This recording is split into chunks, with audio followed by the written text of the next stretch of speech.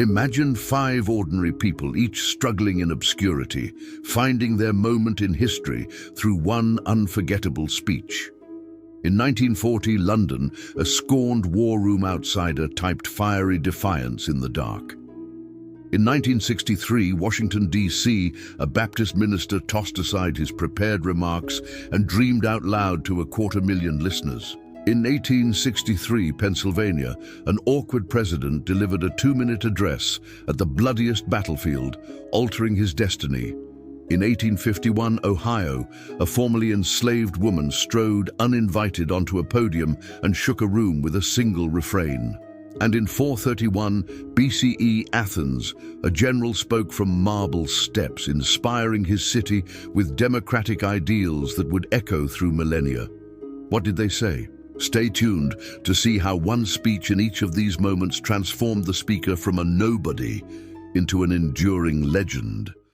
No large organization can long continue without a strong element of authority. By June 1940, Britain's new Prime Minister Winston Churchill was anything but a national hero.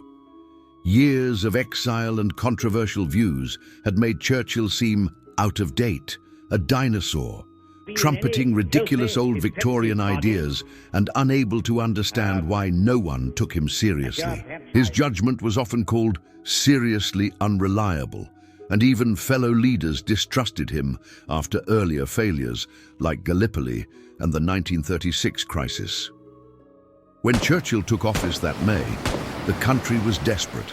Nazi armies had overrun France, hundreds of thousands of Allied troops were pinned on Dunkirk beaches, and civilian morale in Britain was zero. One observer reported that everyone looked suicidal, and half the population expected Britain to throw in the towel. Then, on 4th June 1940, Churchill strode into the House of Commons and delivered the speech that would redeem him. Though meant only to update Parliament, his words rang like a battle cry. He famously vowed, "We shall fight on the beaches, we shall never surrender." His voice, calm but unyielding, was broadcast in the Commons and reprinted in newspapers. Instantly, the peroration is widely held to be one of the finest oratorical moments of the war. Britons rallied around his resolve. In barely 5 minutes, and just 272 words, Churchill transformed gloom into determination. Newspapers that had mocked him ceased their jibes. The man they once dismissed had become the voice of Britain's defiance. By nightfall, the washed-up politician was a legend. As one writer later summarized, he was laughed out of politics until one speech made him the most trusted man in the world.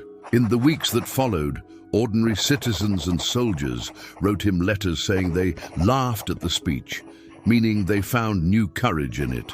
Winston Churchill, once an outcast, was now embraced as the leader who would guide Britain through the Blitz and beyond.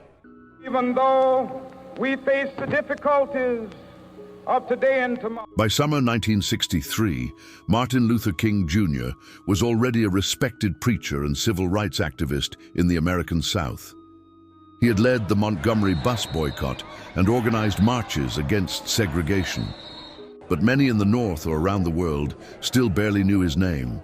On August 28, 1963, King spoke at the March on Washington for Jobs and Freedom before a record of 250,000 people at the Lincoln Memorial. This massive rally aimed to put moral pressure on Congress to pass civil rights legislation. Organizers told speakers to stay calm and message-driven.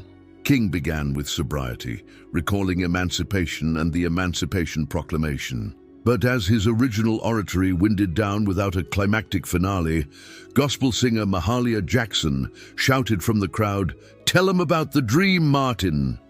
Heeding her, King threw away his script and launched into what he later called the first run of oratory that came to him. With Baptist fervor, he repeated the refrain, "I have a dream," phrases not in his prepared text. He envisioned a nation where my 4 little children will one day live in a nation where they will not be judged by the color of their skin, but by the content of their character. Those improvised lines struck a chord. By the end, an American dream was recast as a civil rights prophecy. The march concluded to thunderous applause. Within days, newspapers and radio across the world replayed his words. The speech immediately vaulted King into global fame.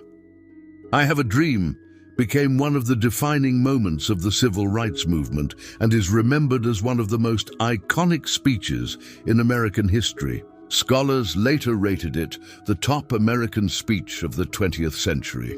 King's willingness to abandon his notes turned the moment into legend. He threw away the script and spoke words that would echo for generations. From that day on, Martin Luther King Jr. was not just a Southern preacher, he was the face of the worldwide struggle for equality. That we here highly resolve that these dead shall not have died in vain. When Abraham Lincoln took office in 1861, his humble background and plain-speaking manners made him an unlikely oratorical star. Newspapers in the North often mocked him as an inept, awkward, nearly illiterate bumpkin, and even nicknamed him the Jester. No one expected lyrical genius. By November 1863, the Civil War had become a massacre. The Battle of Gettysburg was the bloodiest fight of the war, over 50,000 Union and Confederate casualties, and the nation was grieving. Tens of thousands of soldiers lay dead on those fields. On November 19, 1863, in the fields of Gettysburg, Lincoln was invited to give a few appropriate remarks at the dedication of a new national cemetery. Most of the ceremony's weight had fallen to Edward Everett, a famed speaker who was expected to talk for hours. Contemporary press and observers initially dismissed Lincoln's part. One reporter in Harrisburg literally shrugged off the silly remarks of the president, suggesting they be consigned to oblivion. Had Lincoln spoken much longer, many would surely have agreed. But Lincoln chose to speak briefly. He stood before about 15,000 people and delivered just 272 words in under 2 minutes. Even as the audience listened, few realized they were witnessing anything momentous. Yet his simple, eloquent phrasing reframed the war's meaning. He began 7 years ago and ended with the famous lines that government of the people, by the people, for the people, shall not perish from the earth.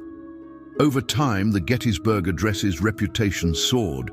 By modern standards, it is seen as one of the greatest and most influential statements ever delivered on the American national purpose, marking Lincoln's legacy forever. In the moment, however, the powerful brevity caught people off guard.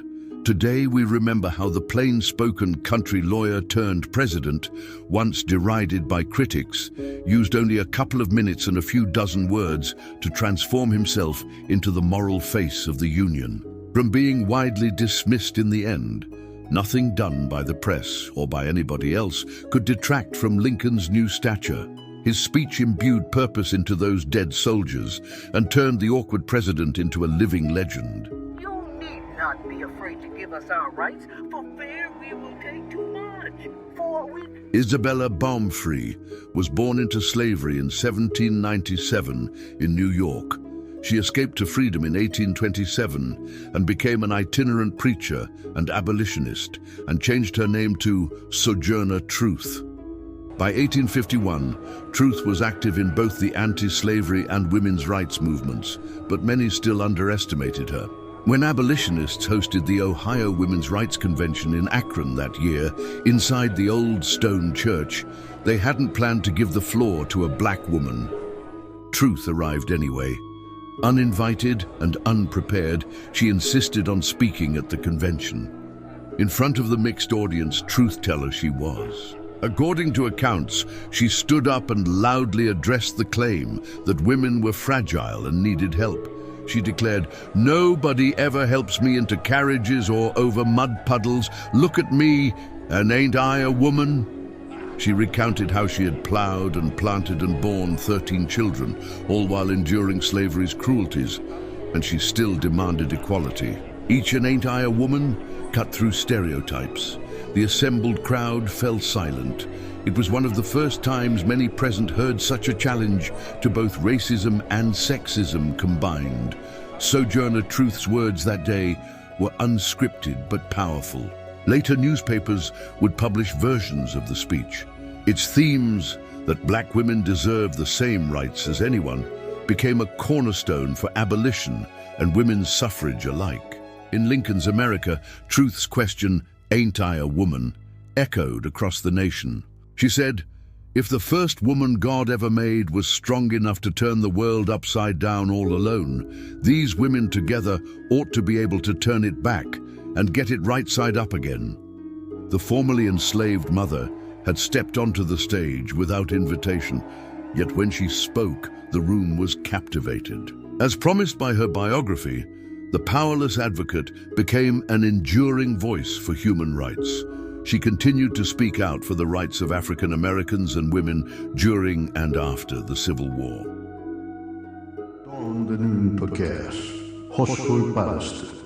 Long before modern governments, Athens in 431 BCE was proud of its democracy, but war had come to its doorstep. The first year of the Peloponnesian War against Sparta ended with heavy Athenian losses. In the customary public funeral for the dead, the Athenians chose their greatest orator, Pericles.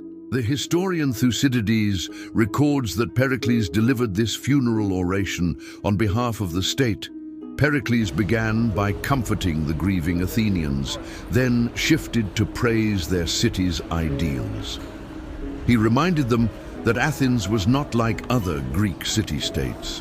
In one of his most famous lines, he declared, "As a city, we are the school of Hellas," meaning Athens was the model for all Greece. He celebrated Athens' radical democracy, where citizens were trusted to govern themselves. Unlike Sparta's strict oligarchy, Athens boasted freedom and open debate, even in wartime. He linked the valor of the fallen soldiers to these democratic values. They had died for the free city he just described. They chose to face death rather than live dishonored. In Pericles' words, an Athenian counts it the greatest glory to have fought for the freedom of the state. Pericles' eloquence in that stone meeting place lit a spark of pride. His vision of Athens as a bastion of freedom and courage gave hope in a dark time. Over 2,000 years later, the funeral oration remains a defining statement of democracy. It's no exaggeration to say that before there were presidents or parliaments, one voice defined democracy. Through his words, the people of Athens and generations beyond understood what they were fighting for. A legacy that has endured far longer than the wars themselves. Across centuries and continents, 5 voices rose from obscurity, each in their own moment of chaos, doubt, or despair. None of them set out to become legends, yet each found power in a single moment when words became destiny. These weren't speeches, they were transformations, where the right words, spoken at the right moment, rewrote history itself. If you found this story inspiring, please like this video to help more people discover it. Subscribe to History Plus Plus for more true stories that shaped our world. And tell us in the comments, which of these speeches moved you the most and why? Because here, history isn't just remembered, it's relived.